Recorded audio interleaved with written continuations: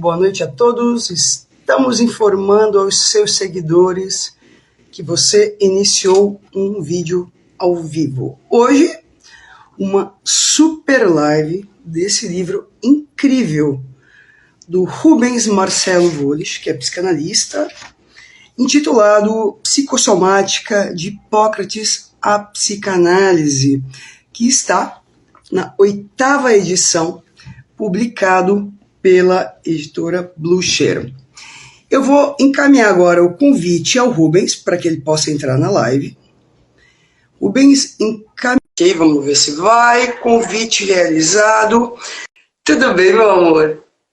Tudo bem, saudade de você. Também, muita saudade. Agora, que lindo que ficou o livro, hein? Que bom que você gostou. Muito, muito. Deixa eu te contar um segredo importante. Há 20 anos atrás, eu não sei quantos anos tem um livro. Há 20 anos atrás, eu dava na graduação a disciplina de psicossomática. E o teu livro era o carro-chefe da disciplina. Eu usei muito o teu livro na graduação, então eu conheço ele de cabo a rabo. E eu li os novos capítulos e eu achei incrível. Rubens, para começar a live, queria iniciar te agradecendo. Para quem não conhece o Rubens, pessoal, gostaria de ler o currículo dele. O Rubens é psicanalista. Vamos lá, eu acho que dispensa a leitura de currículo, né, Rubens? O Rubens é psicanalista. Não, mas eu acho que dispensa mesmo, porque todo mundo te conhece, tá? Eu quero começar com um prefácio lindíssimo da Marília Eisenstein. E eu vou ler rapidamente o prefácio dela, que eu acho que ele dá um contorno importante para o livro, e isso dá contorno também para a pergunta inicial que eu vou te fazer na live. Mais de 20 anos de pesquisa, constituída de 10 capítulos, a obra retoma o início da psicossomática desde Hipócrates, até chegar na Revolução Freudiana, inicialmente com a Escola de Chicago e depois com a Escola Psicossomática de Paris. Os 3 primeiros capítulos mergulham na visão psicanalítica das perturbações corporais, antes de entrar nas questões colocadas pelo narcisismo, pela angústia e pela dor, tanto física quanto psíquica.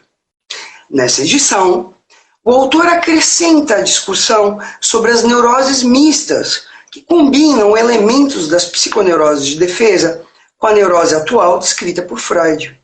Outra questão suscitada é a difícil questão da transferência e da contra-transferência em pacientes somáticos. Ele apresenta posições pessoais originais sobre as origens precoces dos processos que vão constituir a economia psicossomática da criança, que é o que você inicia no início do livro. Aquela narrativa lindíssima. No último e novo capítulo, intitulado Nomear, Subverter ou Organizar, o autor nos propõe seu próprio paradigma de enquadre e da compreensão da transferência e da contra-transferência para trabalhar com pacientes com risco de desorganizações psicossomáticas que às vezes podem levá-lo à morte. E no último capítulo você começa com um caso clínico importantíssimo, né? E a tua narrativa clínica é radicalmente incrível. Incrível, incrível. Parabéns, Rubens. Você tem uma delicadeza clínica. Eu seria tua paciente, certamente. Vou lá, meu amor. Rotava, a gente é outra coisa. Começo com a seguinte questão. Uma das primeiras obras de psicossomática da história é do Grodeck. Escreveu na época do Freud, certo? A psicossomática segue sendo ainda um termo espinhoso dentro da própria psicanálise, porque há muitas controvérsias. E eu queria discutir um pouco sobre a história do livro, que eu conheço, né? Mas assim, eu acho que para quem está escutando a live é importante. Né? Bom, um livro ele precisa ter muito fôlego para chegar até uma 8ª edição, né? E eu queria escutar depois um pouco, né, sobre os 3 novos capítulos, né, e o que você propõe, né, no último capítulo, né, como manejo da transferência, da condução, da cura com esses pacientes. Com você a palavra, meu amor. Eu te amo, viu, Rubens? De verdade. Eu também, né? Adoro estar com você, trabalhar com você. Outro dia a gente estava conversando e a gente falou desse teu espírito mercurial, né? Que faz 300 mil coisas, agita, né? Nos 4 cantos, se não do mundo, né? Pelo menos do Brasil, né? E realmente as nossas conversas sempre foram muito inspiradoras, né? Sim. E eu queria contar para quem está assistindo que o Rubens compõe, desde o início, o curso de pós-graduação em Psicologia Hospitalar e da Saúde, atuação multiprofissional do Hospital Santa Catarina de Blumenau, e agora compõe também a pós em Psicanálise da Clínica Cultura, com a disciplina sobre o corpo na medicina e na psicanálise. Voilà. Sim, e é justamente, você falou do começo, né? Não do começo do livro, mas do começo da nossa amizade, falar o prazer que eu tenho, né, em todas as turmas que você me convidou para dar aula, né? Bom, desde a pandemia tem sido online, mas presencialmente, tanto com os alunos, mas principalmente nas conversas, né? Com você, eu acho que sempre elas foram muito criativas, né, e inspiradoras, né? E a oportunidade de trocar com os colegas de Santa Catarina e agora todos que estão participando, né, de vários cantos do Brasil na pós-graduação online, né, também tem sido muito enriquecedor, né? E lembrando isso, não só para situar a nossa história, né? O livro é um pouquinho mais antigo que a nossa história, ele nasceu 2 anos antes da gente se conhecer, ou seja, ele tem 22 anos, né? Publicado pela Casa do Psicólogo na ocasião, lembra? Inicialmente ele foi publicado na Casa do Psicólogo, foi o 2º título da coleção clínica psicanalítica, né, organizado pelo meu amigo Flávio Ferraz, né? E as 7 primeiras edições foram feitas pela Casa do Psicólogo e agora essa 8ª ela passou a ser feita pela editora Blucher, né? Que tem inclusive um outro livro que a gente já conversou sobre ele o ano passado, Tempos de Encontro, Escuta, Escrita e Psicanálise, né? Que também eu lembro aqui no contexto dessa tua primeira pergunta, né? Quer dizer, o que Por aconteceu? sinal, tem uma live sobre esse livro, lembra? Tivemos uma live sobre esse livro também. Se vocês quiserem procurar no canal da Michelle, vocês vão encontrar, né? Mas por que eu lembro tudo isso, né? Não apenas porque é um livro histórico do ponto de vista de ter uma longa vida, né? Mas porque esses episódios eles marcam algumas características dessa 8ª edição, né? Quer dizer, quando eu lembro das conversas com a Michelle, quando eu lembro das conversas com os alunos, né, em Blumenau, agora online, e principalmente, né, quando eu lembro das aulas e das conversas com todos os meus alunos, principalmente na especialização em psicossomática psicanalítica aqui no SEDE Sapientes São Paulo, né, onde eu sou professor, membro do departamento de psicossomática psicanalítica, né. Eu lembro porque o crescimento desse livro ao longo das edições, ele representa um pouco, ele reflete um pouco a inspiração desses encontros, né? E aí o título daquele livro anterior do ano passado, Tempos de Encontro, onde eu relato diversas situações onde justamente por meio da escrita foi possível representar, foi possível elaborar algumas questões que eu estava vivendo. E esse, né, psicossomática de Hipócrates, a psicanálise, ele reflete muito o meu percurso clínico e não é à toa, né? Que inicialmente na primeira edição ele tinha um primeiro caso clínico, que é o caso da Virginie. Depois, na grande edição ampliada, que foi a 7ª edição de 2010, eu acrescentei mais um caso clínico e nessa última eu fiz questão de acrescentar um terceiro caso clínico, o caso da Marlene, fora outras vinhetas clínicas que a gente encontra também ao longo do livro, né? Porque para mim esse livro ele representa um pouco o meu crescimento enquanto clínico, enquanto psicanalista, enquanto professor, inspirado por essas trocas, por esses encontros, né, como eu relato em tempos de encontro mais Agora, sabe detalhadamente. que um texto teu que me marcou profundamente, aquele artigo Clínica dos Farrapos, você lembra? Então, mas a clínica dos farrapos, nesse livro, é a clínica das desorganizações, Sim. né? A clínica dos farrapos tem uma história interessante. Por que dos farrapos? Porque a primeira vez que apresentei esse trabalho foi na UBRA, no Rio Grande do Sul, né? Então eu fui apresentar um artigo, um trabalho sobre a clínica psicossomática psicanalítica e, bom, foi uma piscadela, né? Para a Guerra dos Farrapos, por um lado, por estar no Rio Grande do Sul, mas por outro lado, justamente para refletir esse esgarçamento que a gente encontra na clínica das manifestações mais primitivas, né, como essas manifestações no território do não representado, né, o aquém da representação, como eu gosto de dizer. Né. A clínica dos farrapos é o caso da Sofia, né, que se encontra também nesse livro. E que eu não tenho nenhum pudor de dizer, é o meu capítulo, é o meu artigo preferido mesmo. Eu acho que né, eu me sinto particularmente feliz com a elaboração, com as construções que eu fiz nesse capítulo. Então, se você gosta desse capítulo, desse artigo, né, acho que você está sintonizada, plenamente sintonizada, mais uma vez com aquilo que é a minha construção. Né? Então, ao longo desse tempo, né, um longo tempo, ele foi algumas vezes revisado, né? Para essa nova edição, eu revisei ele completamente, alguns trechos eu reescrevi e principalmente acrescentei esses três capítulos que eu menciono, né?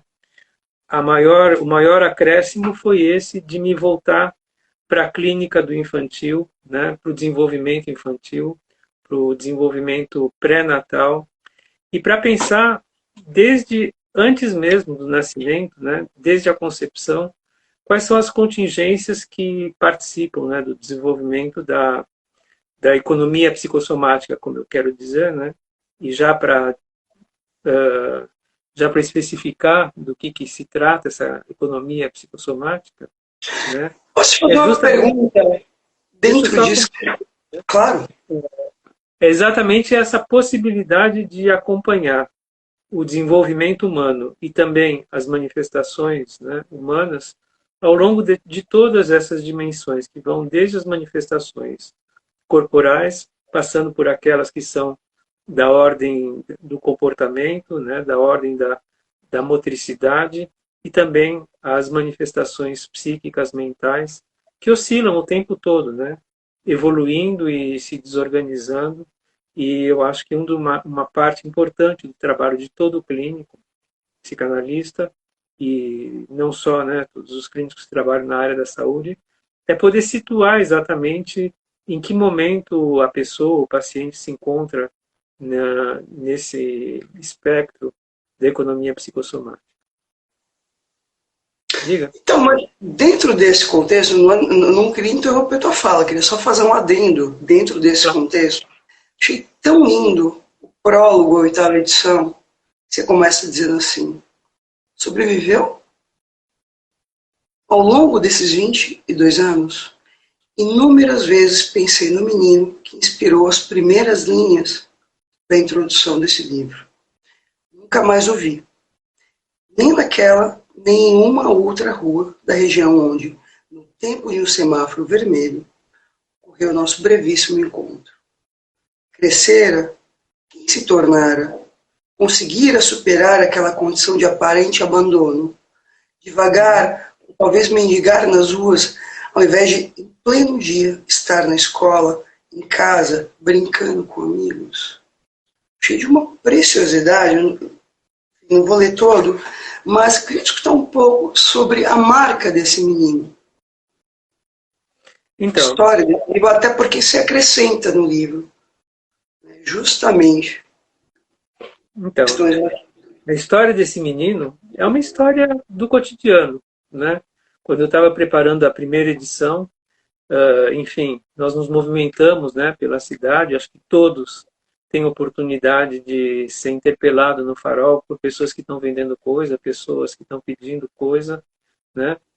E foi uma cena que se passou no espaço de um farol um semáforo, né? Que estava fechado e depois abriu. E ele se aproximou de mim já há muitos anos, por isso que eu fico me perguntando que destino ele teve, né? E ele perguntou para mim que horas são, né?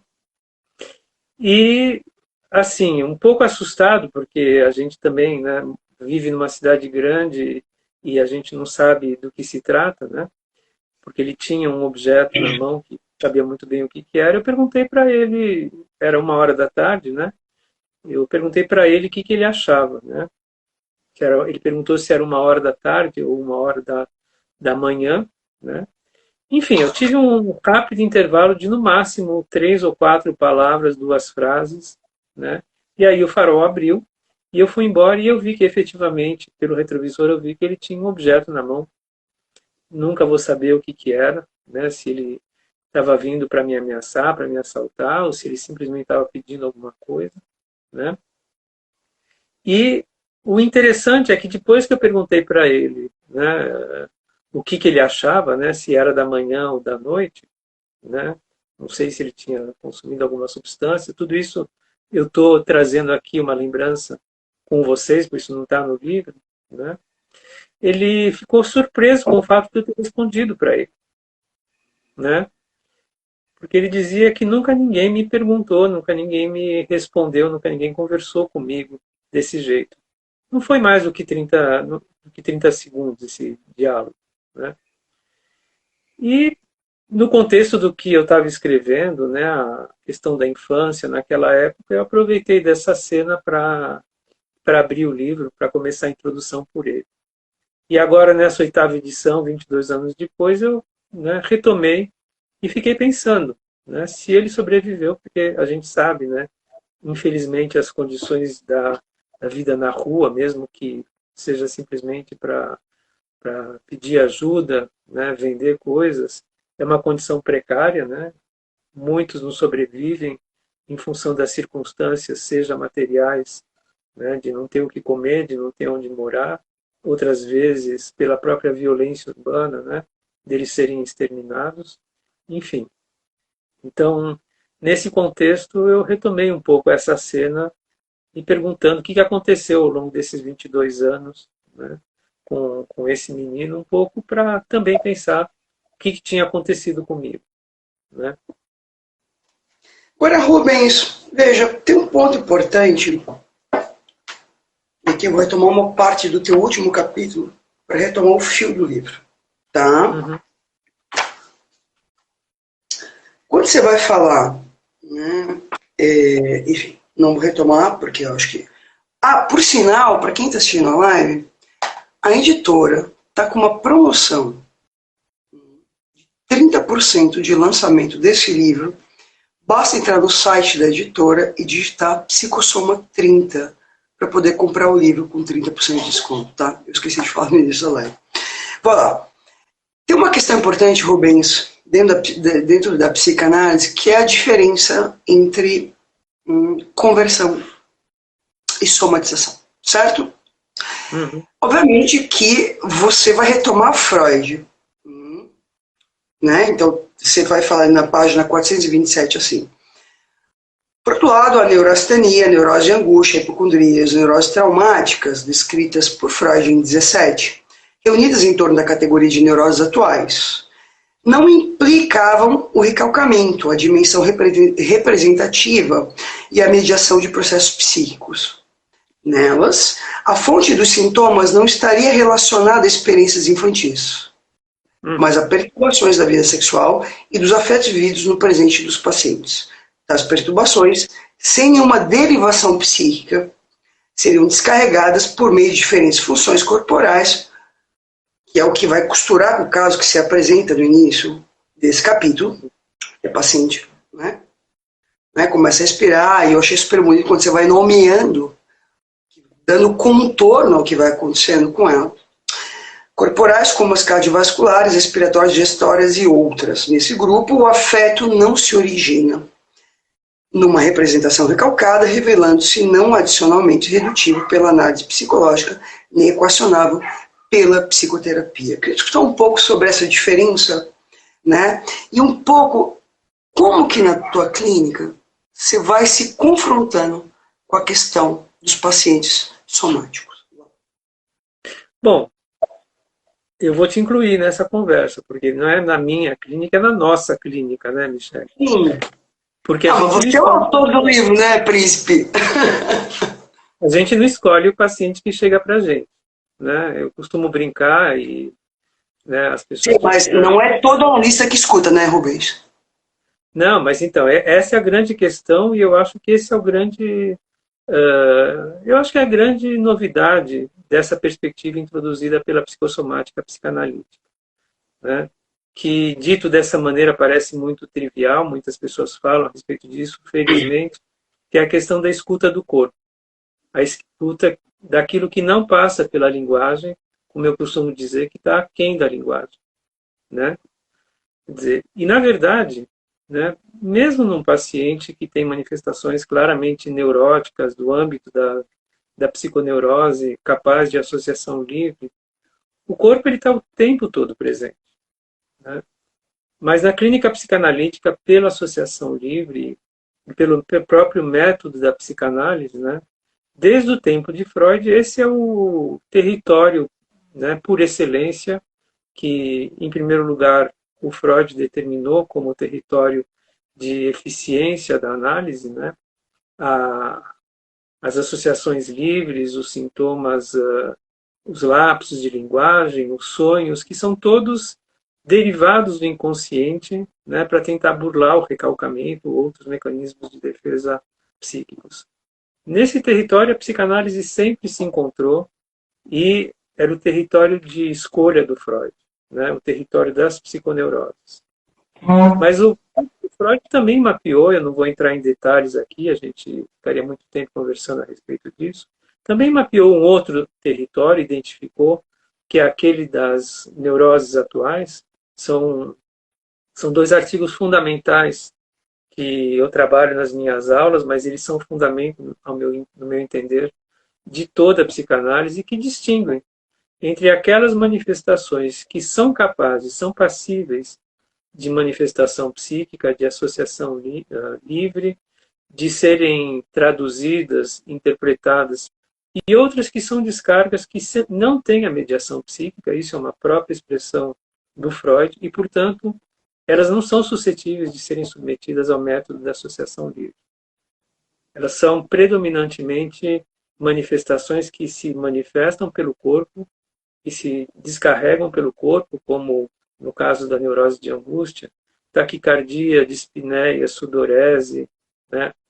E muitos outros sintomas, né, que se manifestam no corpo e não passam pela palavra.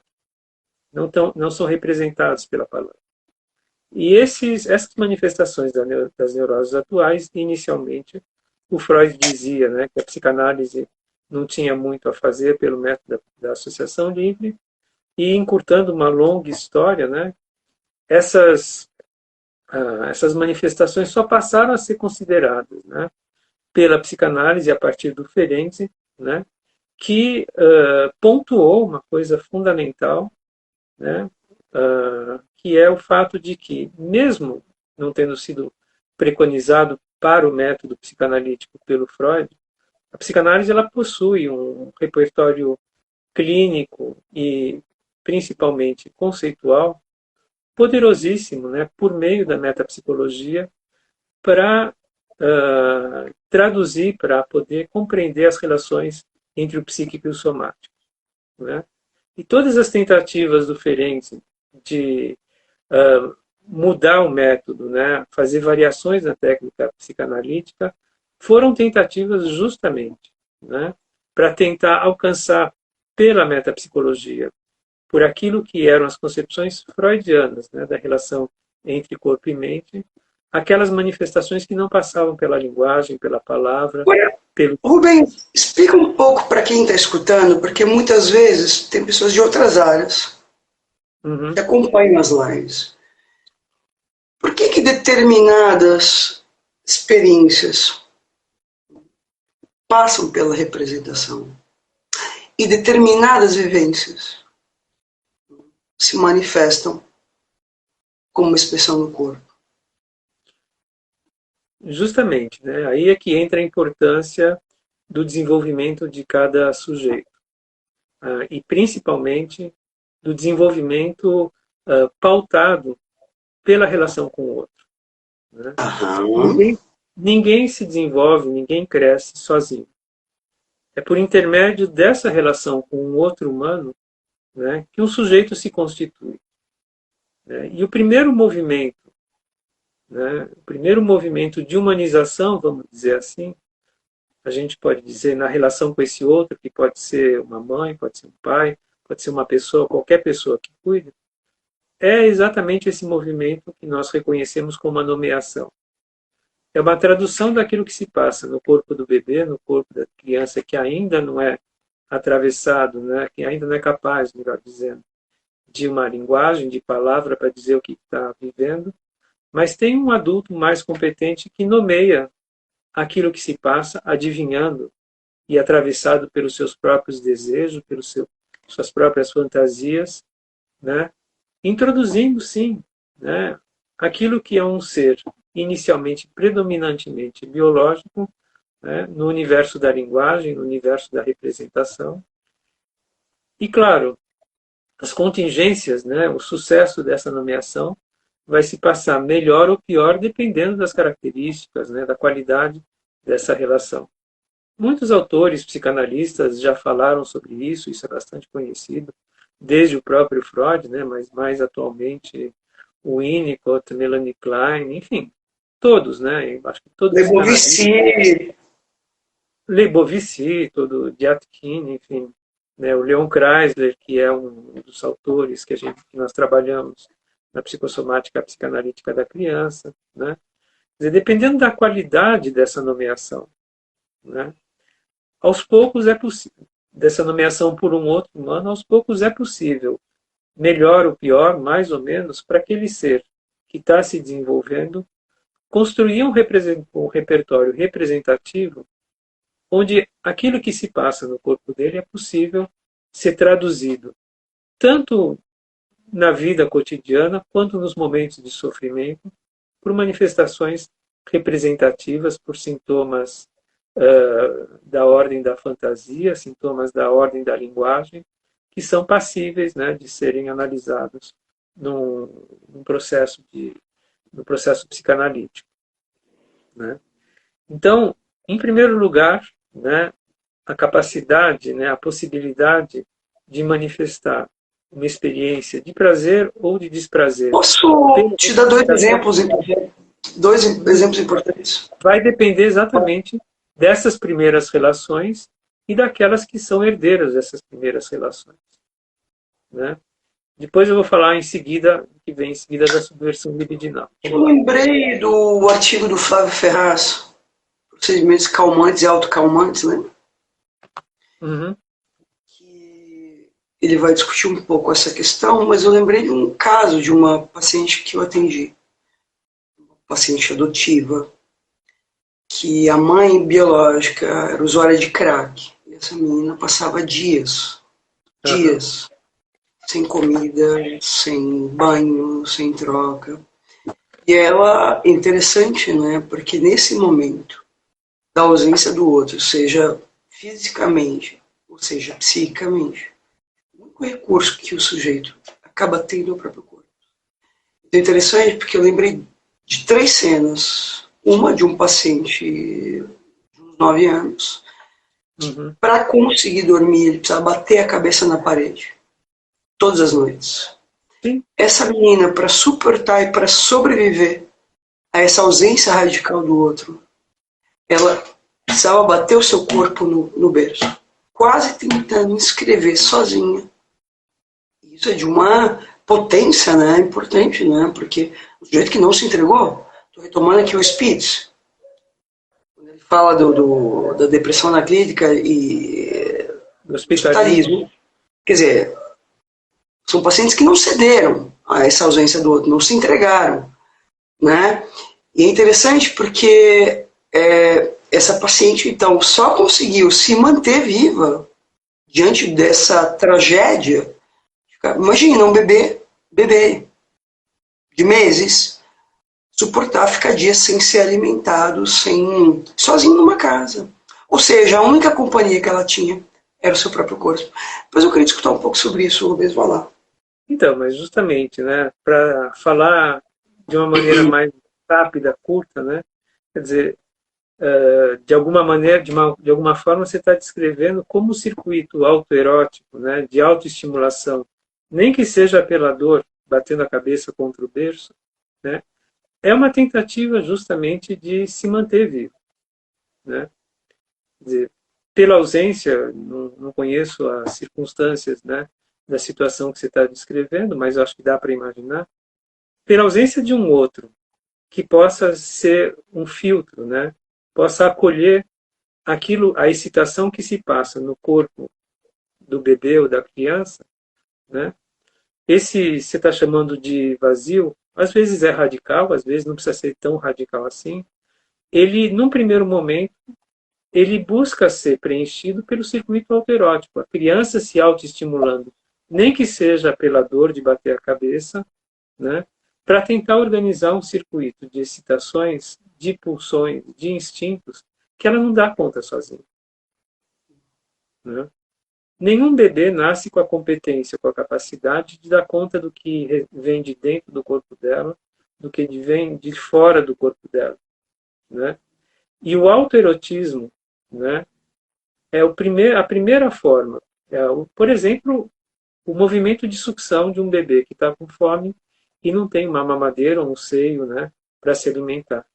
O primeiro movimento é de reproduzir com os lábios, num circuito autoerótico, é um exemplo clássico, né, aquilo que é a experiência de satisfação que ele teve.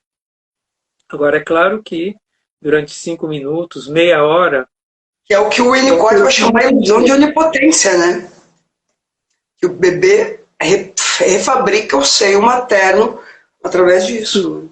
Mas isso dura um certo tempo, né? Claro.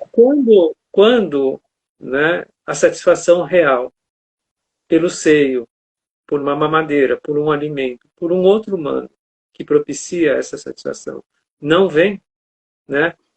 Quer dizer, começa a haver um incremento de tentativas, né, de satisfação autoeróticas que não satisfazem, mas que justamente elas funcionam no circuito fechado, que podem, por exemplo, resultar num comportamento como esse, autoagressivo, de bater a cabeça, né? Quer dizer, o adulto, no começo da vida, né, é aquele que vai funcionar como um filtro, né? O Freud chama de parexcitações, e todas essas excitações, instintos e pulsões absolutamente incompreensíveis e impossíveis para o bebê lidar por ele mesmo, né? Então, o adulto vai propiciar esse filtro e vai organizar exatamente, né, essas excitações, o circuito pulsional, para permitir o quê? A transcendência, a passagem, né, dessas experiências que estão no corpo inicialmente biológico, né?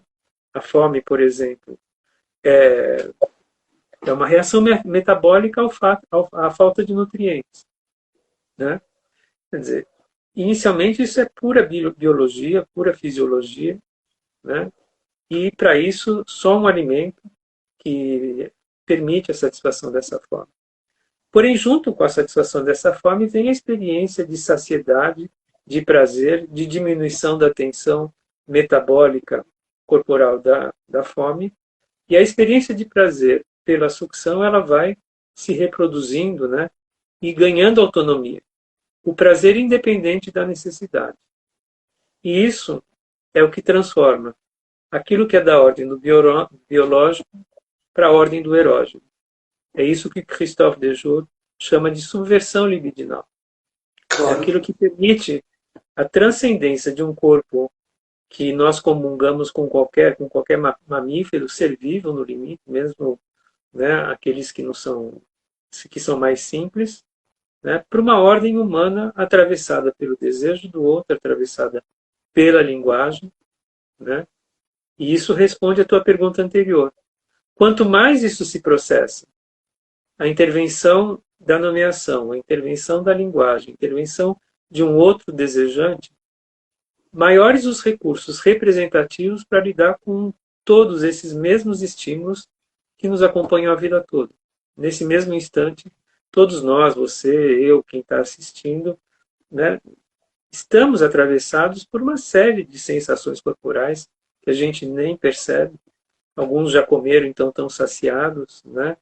Então, Sim, a Matias Helenice aqui está fazendo uma pergunta aqui no, não sei se você acompanha.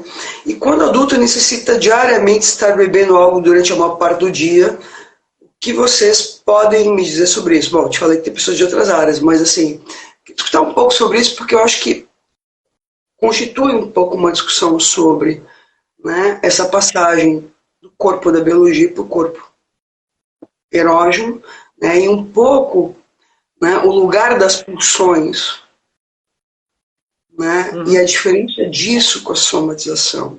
Vai lá. Eu não entendi direito a pergunta. Como é que é? Veja, ela diz assim, e quando um adulto, né, necessita diariamente estar bebendo algo durante o dia? Poderia acrescentar na pergunta dela. Alguém que trabalha precisa estar comendo alguma coisa o tempo inteiro. Alguém precisa estar tomando café o tempo inteiro, tomando água o tempo inteiro, certo? Ela está fazendo uma pergunta nesse sentido, né? Provavelmente ela é de outra área, né? Mas eu queria já fazer um up na pergunta dela, né? Que é um pouco, porque quando a gente fala nisso que a Helenice Matias está perguntando, a gente toca um pouco no registro do pulsional, sim, que é a tentativa de reencontrar uma experiência de satisfação, né? De outro lado, no caso das somatizações, como é que a gente poderia, né, porque você já deu uma volta importante, queria discutir um pouco sobre isso, Rubens.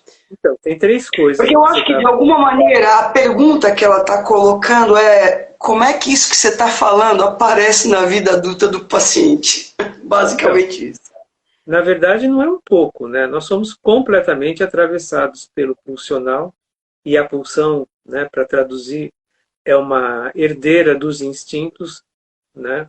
Digamos assim que é o instinto humanizado, atravessado pela linguagem, atravessado pelo cuidado, pelo desejo do outro, né? E que, diferentemente do instinto, justamente, né, pode ter diferentes objetos. Por exemplo, pegando o exemplo da questão de alguém que precisa beber um líquido o tempo todo. É óbvio que nós precisamos hidratar. O nosso corpo precisa de água, nós somos, né, quase que 90% compostos de água, né? A hidratação é necessária. Você acabou de beber água, também estou bebendo água, né, de tempos em tempos, né? Essa é uma necessidade biológica, né? Agora, quando plenamente hidratados, ninguém aqui está desidratado, né? Eu preciso, a cada 5 minutos, né, levar o gesto, levar um copo à boca, pelo prazer que aquela representação, que aquela experiência marcou, né, de satisfação, já não é mais a necessidade do líquido. É o prazer propiciado, seja pelo gesto, como, por exemplo, pode ser o gesto de fumar, né, quando alguém, para um tabagista, né, pode ser um gesto de descarga motora, né? A gente já não está mais no nível do instinto, de uma necessidade do corpo, mas talvez de uma experiência de prazer que, pelo próprio prazer, naturalmente, a gente busca repetir, a gente busca o prazer o tempo todo. Agora, é interessante, né? Porque isso também, eu estou lembrando, sabe, de quem? Da Hannah Arendt. Porque eu lembrei agora, por exemplo, gente que fica com caneta na boca, enfim, o copo, isso também produz um certo anteparo na sua relação com o outro. Então, mas exatamente. Anteparo se quer dizer barreira? Não, anteparo no sentido de veja, é algo que compõe o sujeito, né, que de alguma maneira, né, também constitui uma certa proteção no sentido de ser engolfado pelo outro. Porque, veja, Né? É interessante porque quando a criança... Eu vou te dar um exemplo. O Winnicott, o Brincar é a Realidade. Ou o livro Os Bebês Suas Mães. Uhum. O bebê. Quando eu falar, quer dizer, o que protege o bebê? De ficar à mercê do outro. O brincar. Então, quando o bebê começa a brincar e começa a se ocupar... Eu estou lembrando uma cena dos meus filhos, quando eram bebês, que foi incrível. Quando eles começaram a acordar de manhã, que eles não choravam, eles ficavam brincando no berço. E eu acordava com a brincadeira deles no berço. Foi incrível, porque ali eu vi... Você não ficava um pouco triste, Michele? Tipo assim, pô, já não precisa tanto de mim? Não. Eu achava incrível. Aí, nesse dia que eu tô contando, quando o meu filho escutou meus passinhos, tec, tec, tec, tec, tec, se aproximando do quarto. Tinha meses. Acho que tinha 6 meses. Ele levanta no berço, potente. Quando eu abro a porta, ele abre um sorriso, quase diga assim, ó, sou grande. Isso é de uma apropriação incrível do bebê.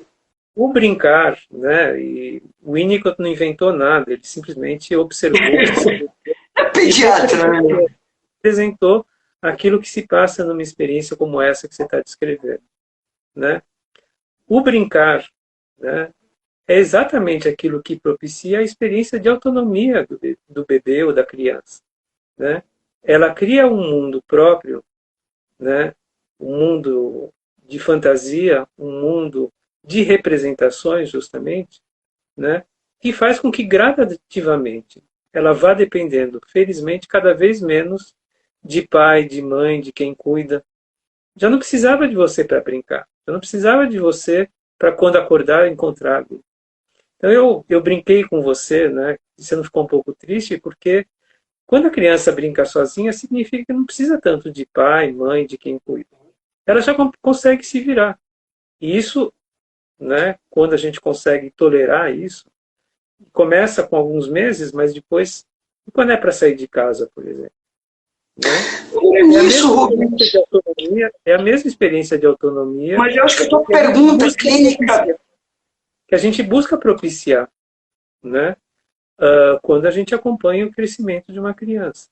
Né? Claro. No primeiro momento, ela depende, sem dúvida, de um adulto, porque sozinha ela não sobrevive, mas a ideia é que o adulto forneça, propicie condições para que ela ganhe autonomia pelo brincar, pela fantasia, pela representação, pela linguagem, pela constituição de um desejo próprio e não um desejo alienado no desejo dos pais. Tá.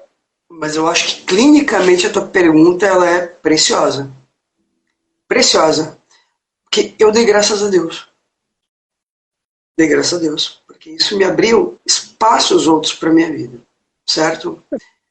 E tem uma cena maravilhosa. Quando eu vi meus filhos brincando sozinhos, era a cena que eu ficava mais tranquila.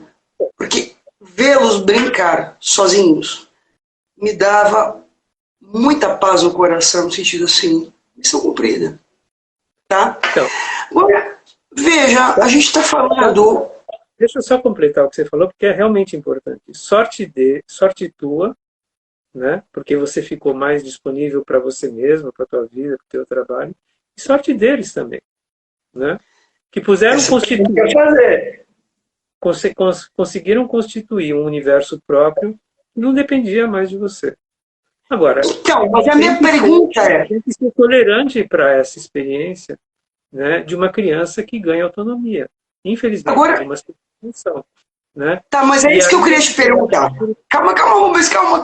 Estamos no mesmo campo, eu e tu. Não estamos brigando. Fato é que, para alguns pais, é insuportável essa vida psíquica separada do seu filho. E eu queria discutir um pouco sobre isso, porque, na verdade, eu queria relembrar o livro do Sérgio Leclerc, Mata-se uma Criança. Quando diz assim, veja, é necessário a morte da criança ideal nos pais, para que eles possam permitir a vida do seu filho na realidade. Queria discutir um pouco sobre isso, porque o que a gente vê hoje nos dias atuais, nesse excesso de diagnósticos, é uma insuportabilidade dos pais em suportar a separação do filho, que muitas vezes desesperadamente, e estou lembrando agora do livro do Winnicott, a agressividade, a delinquência e suas raízes, que muitas vezes o filho precisa agredir os pais de inúmeras maneiras para tentar desesperadamente fazer o que o Lacan, no Agressividade e Psicanálise, vai dizer, produzir algum contorno e manutenção do seu próprio eu. Escutar um pouco sobre isso, Rubens.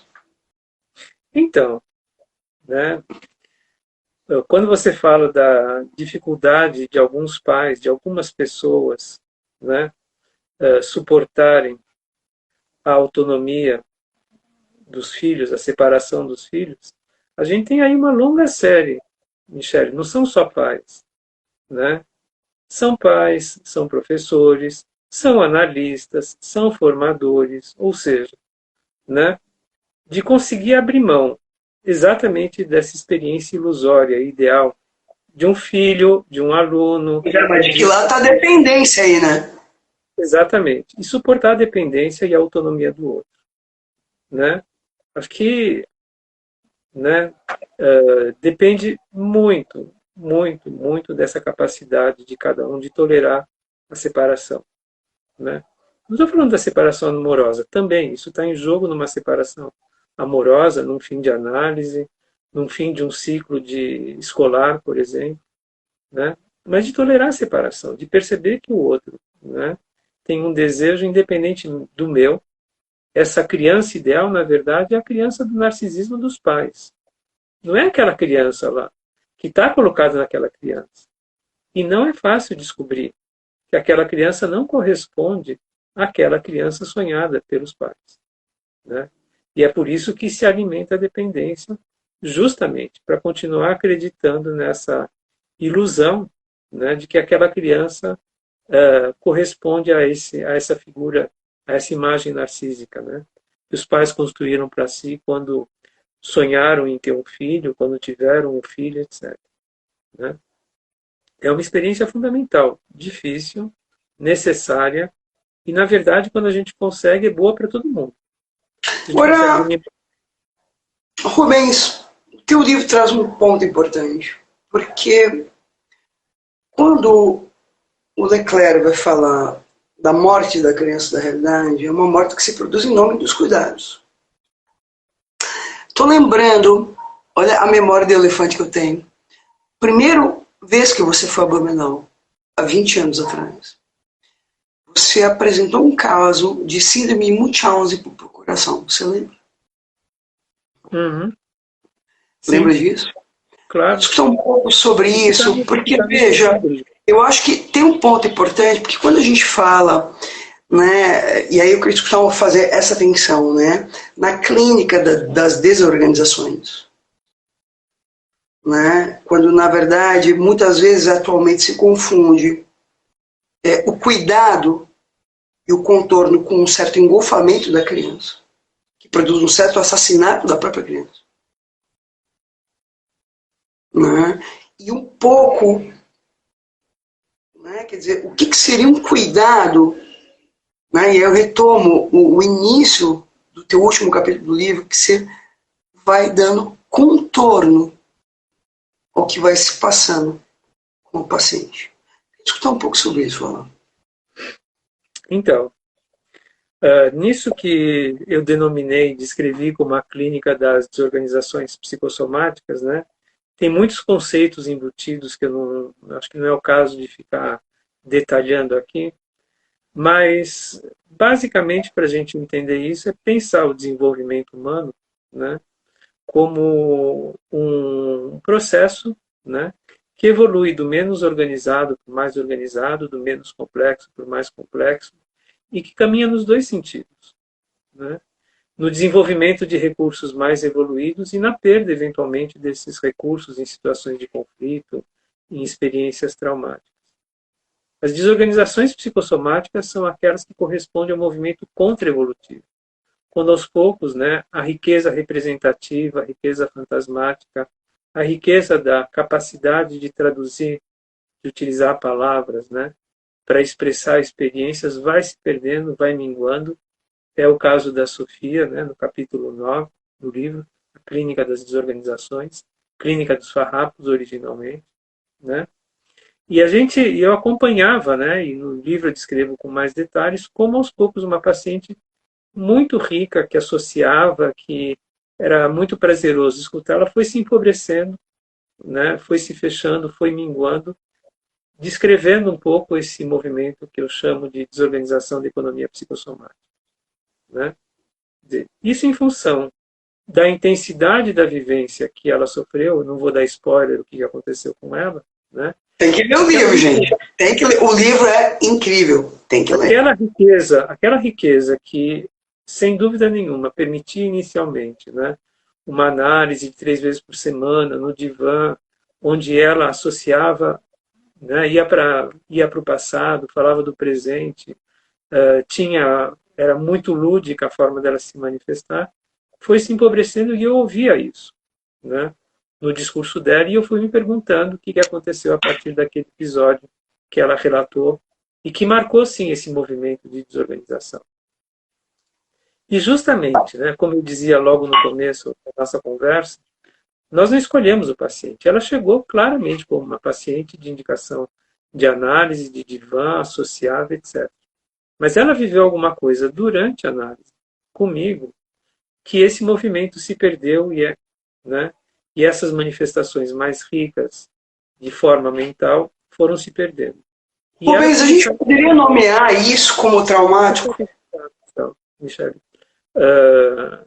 E a gente começa a observar, então, manifestações mais primitivas das ordens de descargas pelo comportamento, como o exemplo daquela criança que batia a cabeça, ou no caso da Sofia, isso não é spoiler, está no livro logo no começo, né? Ela desenvolveu uma úlcera, né? E a úlcera sinaliza justamente um funcionamento da economia psicossomática num registro mais primitivo, num registro somático, né? Em função da perda desses recursos organizadores da ordem psíquica, da ordem mental. E o trabalho analítico, então, né, quando não tem, ou quando a associação livre se empobrece, ou quando ela desaparece, é justamente trabalhar num registro minimalista dos sinais que aparecem no corpo. E aí já não é mais o paciente que associa, mas é o analista que nomeia, né, que dá forma, como você falou muito bem, para aquilo que acontece, que ele observa que acontece no corpo daquela, ou em qualquer outra manifestação, no movimento, né, que se passa no paciente, como a mãe, como o pai, como aquele que cuida, faz com o bebê, que não tem os recursos e que inicialmente precisa ser nomeado, né, por um adulto mais competente, precisa ser organizado por um adulto mais competente. Então, nesse último capítulo, quando eu falo de nomear, subverter, organizar, nenhum desses conceitos em si é original meu. Eu falo nomear, todo mundo fala da nomeação, nós falamos aqui, né? A Pierre Olinier fala da nomeação. Lacan é a obra dele com a nomeação.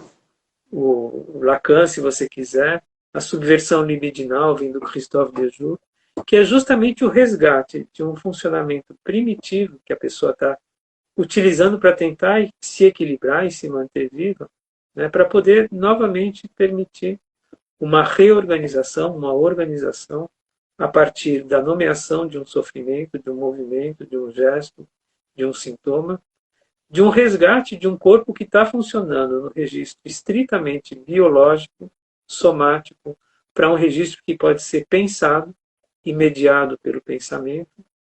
É um trabalho muito mais difícil do que o trabalho de via associativo, porque a gente tem fragmentos, né, e a gente quase não pode contar com os recursos do paciente para fazer uma dobradinha com a gente, né, como a gente tem na análise. Agora, Rubens, estamos nos aproximando do final. Eu gostaria de falar um pouco sobre transferência contra transferência, mas eu queria retomar um outro ponto. A gente passou recentemente até ontem, por um genocídio de 700 mil pessoas no país. Eu que ando de Uber para cima e para baixo, por conta da minha ponte aérea Blumenau-São Paulo, escutei inúmeras pessoas que me contaram. Eu perdi a família inteira, sem exceção. Eu perdi o pai, eu perdi a mãe, eu perdi os filhos, eu perdi irmãos, eu perdi todo mundo. O que você... Queria escutar um pouco, porque veja, estou relembrando que o Primo Levi, quando ele vai falar da sua experiência nos campos de concentração, né, e a gente agora passou por uma situação muito próxima de um genocídio. Né, queria escutar um pouco sobre isso, porque a gente tem uma situação em que uma coisa é o paciente que se confronta com uma situação que ele não dá conta. Acho que quem vai ler o livro vai entender um pouco isso. Né? A possibilidade de ter um filho, um casamento que se rompe, né? A perda de um pai, a perda de uma mãe, a perda de um filho, né? Que são situações. Né? Mas agora a gente está falando de uma situação coletiva, Rubens. Queria escutar um pouco sobre isso. Que tratamento dar a isso, na medida em que existe uma elaboração, um luto, né? E uma reconstrução a ser feita coletivamente. Quando possível, né? Quando possível. Quando possível. E é aí que faz toda a diferença. Mas eu vou aproveitar a tua pergunta, dar um passinho atrás para responder uma primeira que você me fez logo no começo e que eu acho que é importante. Né? E eu vou responder te perguntando uma coisa. Né? Como você dormiu de domingo passado para segunda-feira? Como foi teu sono? Foi muito mal. Como você ficou assistindo, né? Viveram, por exemplo, sem querer entrar necessariamente... Domingo eu tive uma crise de choro e eu me perguntava, gente, tem alguma coisa errada. Então. Não é possível, não é possível. Cada um que está assistindo, né? Presta atenção, tenta lembrar o que aconteceu de domingo para segunda. Eu, por exemplo, dormi muito mal. Né? Então não tem nada que a gente viva, decepção, alegria, frustração, perda, que não se passe no corpo. A psicossomática é isso, e uma das coisas mais difíceis e que eu acho mais importantes com o meu livro, quando eu vou dar uma aula, é justamente tirar esse estigma, né, do senso comum, que psicossomática é só somatização, são as doenças causadas por, né, causas emocionais. Nós estamos muito além disso. A psicanálise permitiu ir muito além disso. Não existe pensamento sem corpo, não existe afeto sem corpo, não existe interpretação sem corpo, não existe transferência contra transferência sem corpo. O corpo está sempre presente. E a gente geralmente, né, por talvez uma distorção da nossa formação, né, enquanto analistas, privilegiamos a palavra. E ela é importante, sem dúvida, porque é ela que humaniza, é ela que pode transformar exatamente aquilo que vem do biológico em alguma coisa que é da ordem do pulsional, do erótico.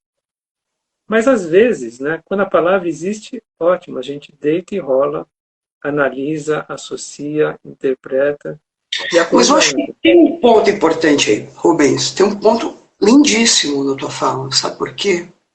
Na medida em que na história, por isso o teu livro ele é incrível. Na medida em que na história, o que se passa no corpo foi delegado a uma esfera que não pertence ao sujeito. Como se o corpo tivesse uma vida própria. Estou lembrando da primeira obra de anatomia, de Humani Corporis Fabrica, onde Vesalius vai falar de um corpo autônomo que funciona como uma máquina, quase como uma metáfora do século XVI do relógio. É interessante porque nesse momento que o sujeito se passa algo no corpo dele, ele demanda a um outro que lhe diga, doutor, o que se passa com o meu corpo? E a tua obra escreve o contrário, que o que se passa no corpo é uma pista do que acontece com o sujeito.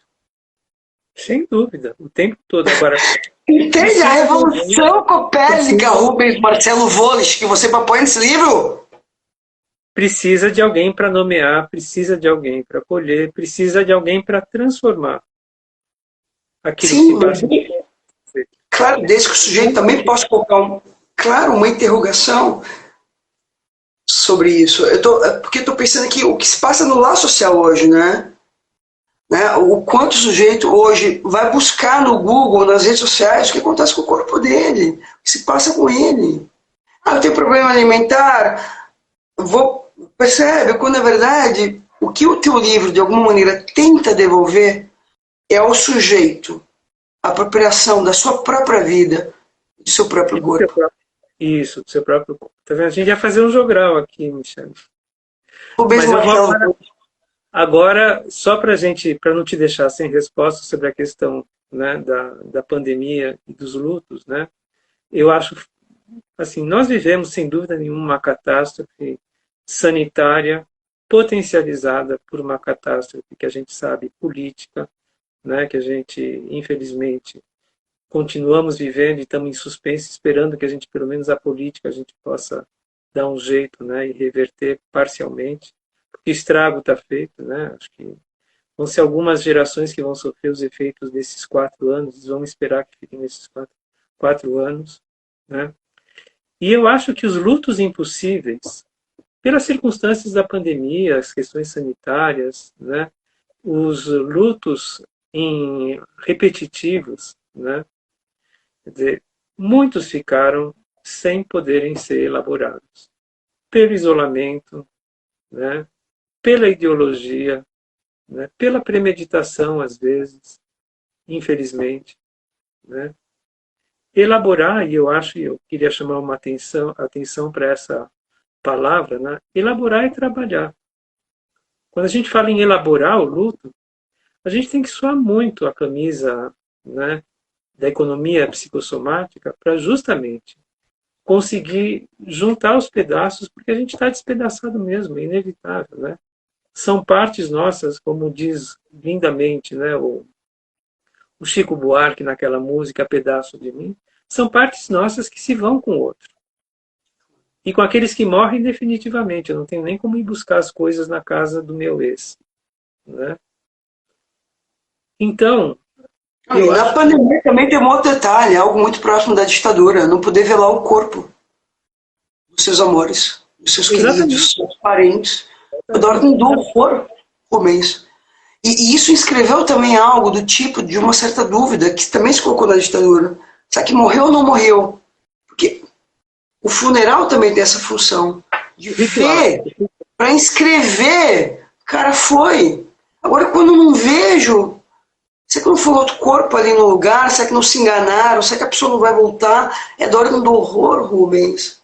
E uma das coisas que nós mais observamos na clínica desses funcionamentos primitivos, né, é que um dos fatores, antes mesmo da pandemia, um dos fatores desorganizadores da economia psicossomática, os autores da Escola de Psicossomática de Paris, que nos inspiram, né, eles detectam isso, é o luto não elaborado.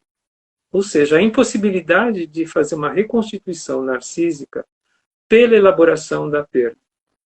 Uma impossibilidade de fazer uma reconstituição do tecido psíquico pela impossibilidade ou não capacidade de fazer a elaboração daquela perda, a elaboração do luto. Né? Esse é um fator de risco maior para a desorganização da economia psicossomática. A gente identifica isso. Antes mesmo da pandemia, vamos lembrar disso. Né? Por que é importante, né, preservar a memória, lembrar, contar a história daquele que se foi? A função dos memoriais, das lembranças, das histórias, das narrativas. Eu tive em Berlim, na Alemanha. Não é apenas uma homenagem a quem se foi. Não, mas é questão da minha memória e da minha existência que vai ter que ser sem o outro a partir de agora. Né? Mas eu o represento, olha aí essa palavra de novo, eu o represento em um outro lugar, eu o represento... Mas é uma presença na ausência. Porque de alguma maneira que você está trazendo é quando o outro se inscreve no sujeito, ele pode inclusive faltar de carinhoso, que é o que a gente falava. da possibilidade dos pais se separarem dos filhos. Ou seja, para os pais poderem se separar dos filhos e liberá-los para ter uma vida para além deles, existe uma condição sine qua non. Terem feito um contorno necessário para escrever marcas que permitam ao sujeito lidar com o seu próprio desamparo. A capacidade dos próprios pais ficarem sozinhos, né? Perfeito, perfeito. Agora, quando isso não se coloca, o que você tem a cena? Mãe, mãe, mãe, mãe, mãe, pai, pai, pai, pai. Percebe? É uma demanda infinita. E nisso eu queria compor com o que Lacan fala, com o termo infância generalizada. Isso costura muito bem o que você está falando. Que de alguma maneira são adultos. Né? E nisso eu acho que a live hoje ela é super importante. Infantilizados, que ficam demandando um pai todo-poderoso, quase o pai da horda primitiva, para dar contorno aos seus amparos, quando na verdade existe um trabalho psíquico do sujeito aí. E que se retomou muito bem nessa cena do bebê quando brinca. Ali ele está construindo uma outra cena. Ali ele está construindo uma outra polis, ali ele está construindo uma outra ética que o permite separar do outro. Sim. Que eu acho que é o trabalho que a gente tem agora nessas semanas. Cada um poder se apropriar da polis, da sua vida, do seu corpo e mais, poder de alguma maneira fazer jus às 700 mil vidas que foram perdidas, que de alguma maneira participa da vida de cada um. E principalmente pensar nos que vem depois, né? Porque a gente, né, em algum momento não vai estar mais aqui, mas esse país, esse mundo, essa ecologia vai, né, atingir nossos filhos, nossos netos. E se a gente não faz alguma coisa agora, né? Se nós não fazemos alguma coisa agora para proteger, realmente, infelizmente, depois não vai sobrar muita coisa, né? Bom, Rubens, eu queria finalizar com uma frase da Hannah Arendt, que compõe com isso que você está falando. Ela diz assim: não educamos em nome do amor pelas crianças, mas educamos em nome do amor, em nome da responsabilidade assumida pelo mundo. Porque, de alguma maneira, uma criança mal educada coloca em risco o próprio mundo. Assim como um sujeito desresponsabilizado da sua própria vida, do mundo, coloca em risco o próprio mundo. Que é um pouco o que a gente acompanhou aí nos últimos tempos.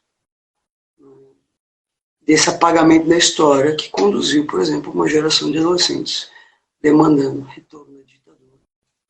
Ou seja, demandando retorno a horrores que a própria história escreveu marcas que são indeléveis. E nesse sentido, eu acho que Rubens, acho que tem marcas que não tem como elaborar, não? Sim. Mas nessas condições é melhor a gente fazer isso com alguém do lado, né? Que a gente não fique sozinho diante dessas marcas. Isso já faz muita diferença. E se a gente tem que terminar, nós temos que terminar, né, Michele? Tempo, já passamos horror já. Não, mas então. Mas eu só queria agradecer mais uma vez essa conversa maravilhosa que a gente sempre tem, né? Fico muito feliz que você tenha gostado do livro, né? Não, é uma arraso, a melhor obra que eu já conheci sobre esse assunto. Falo de boca cheia aqui publicamente para quem quiser ouvir. Feliz. Como eu dizia, já disse isso algumas vezes para algumas pessoas que comentaram comigo essa nova edição. É um prazer se sentir bem lido, bem escutado, bem recebido, né? E dá trabalho, mas eu acho que vale a pena, né, tudo isso. Inclusive o trabalho de análise, de fazer análise, de ser analista. Eu acho que é em nome de tudo isso que a gente faz, não é verdade? E eu queria finalizar te elogiando, assim, porque o teu livro ele é muito cuidadoso, ele é muito delicado, e você é muito cuidadoso com os pacientes. E me parece que para quem lê, isso pode fazer toda a diferença. Porque muitas vezes levar em conta o soluço do paciente pode parecer algo muito bobo. que fala, do que se passa com ele, é algo de uma pérola, de uma preciosidade e de uma delicadeza que nos tempos atuais é o que a vida precisa. Rubens, eu me sinto bem acolhido por você. Olha, você é o gênio da lâmpada, eu te amo muito e você é um grande encontro na minha vida, sem dúvida alguma. É um prazer imenso, fiz questão, né, de fazer essa live com você para apresentar um livro, que é um livro que eu tenho muito apreço e eu te admiro muitíssimo e espero te reencontrar pessoalmente muito em breve. Gente, obrigado a todos pela presença. Retomando, a editora está com uma promoção de 30%, basta digitar lá Psicossoma 30. O livro é incrível e vale a pena ser apreciado em cada linha, em cada página, em cada capítulo. Rubens, te amo. Obrigado, boa noite. Obrigado, até a próxima, né? Até a próxima, certamente. Beijo, beijo. Boa noite.